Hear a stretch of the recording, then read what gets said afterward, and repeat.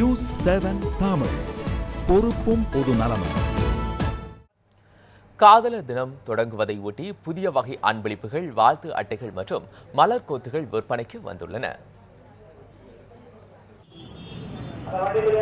காதலர் தினம் நெருங்குவதையொட்டி புதிய வகை அன்பளிப்புகள், வாழ்த்து அட்டைகள் மற்றும் பொக்கேக்கள் விற்பனைக்கு வந்துள்ளன. ஆண்டுதோறும் கொண்டாடப்படும் காதலர் தினம் இந்த ஆண்டும் களை கட்டியுள்ளது. இதய வடிவில் உருவான பொம்மைகள் மற்றும் பல்வேறு வகையான காகித மலர்கள் விற்பனைக்கு வைக்கப்பட்டுள்ளன. காதலர் தின பொருட்களை வாங்குவதற்கு இளைஞர்களும் இளம் பெண்களும் அதிக அளவில் ஆர்வம் காட்டுகின்றனர். லவர்ஸ்டிக்காக கிஃப்ட் வாங்க வந்திருக்கேன். அண்ட் எப்போவுமே அவங்க லவர் வந்துட்டு நம்ம வந்து நல்லா இம்ப்ரெஸ் பண்ணும் அப்படின்னு வெயிட் பண்ணுவாங்க அந்த February 14க்காக. அந்த February 14 எவ்வளோ ஹாப்பியாக பண்ணுறோம் நம்ம லவருக்காகங்கிறது தான் அந்த February 14. ஸோ அதுக்காக கிஃப்ட் வாங்கலாம் வந்திருக்கேன்.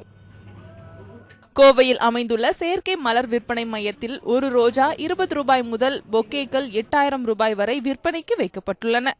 மலர்கள், மலர் கொத்துகள் தவிர வாழ்த்து அட்டைகளும் வழங்குவதும் காதலர் தினத்தில் அன்பின் பரிமாற்றங்களில் ஒன்றாக உள்ளது. இந்த ஆண்டில் பல புதிய வாழ்த்து அட்டைகள் விற்பனைக்கு வந்துள்ளன. ஒவ்வொரு வேலண்டைன்ஸ்க்கும் சேல்ஸ் வந்து ரொம்ப நல்லா இருக்குது. இந்த வருஷம் நிறைய கலெக்ஷன்ஸும் வந்திருக்கு. க்ரீட்டிங் கார்ட்ஸில் நிறைய கலெக்ஷன்ஸ் வந்திருக்கு. கிஃப்ட் ஐட்டம்ஸில் நிறைய கலெக்ஷன்ஸ் வந்திருக்கு. சாஃப்ட் டைஸ்லேயே விதவிதமாக நிறைய வந்திருக்குங்க. பட் சேல்ஸ் அந்த அளவுக்கு கஸ்டமர்ஸ் நிறைய இப்போ வந்து 1 வீக் முன்னாடி இருந்தே நிறைய கலெக்ஷன்ஸ் வந்ததுனால கஸ்டமர்ஸ் நிறைய தேடி வர்றாங்க.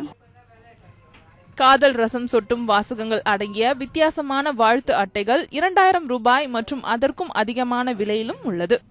ஷாப்பிங் மால்கள், பரிசு விற்பனை மையங்கள் உள்ளிட்டவற்றில் தற்போது வாழ்த்து அட்டைகள் அதிக அளவில் விற்பனைக்கு வைக்கப்பட்டுள்ளன. அத்துடன் விதவிதமான பரிசு பொருட்களும் குவிந்துள்ளன. தமிழரசி, நியூஸ் 7 தமிழ், கோவை.